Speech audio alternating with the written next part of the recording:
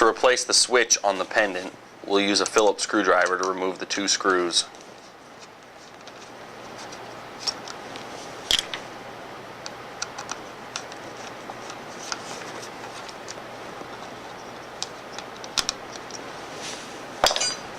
We'll pull out on the switch assembly. Then we'll remove the 3 wires from the back of the switch, noting the position of the wires for reinstallation. Finally, we can pinch both sides of the switch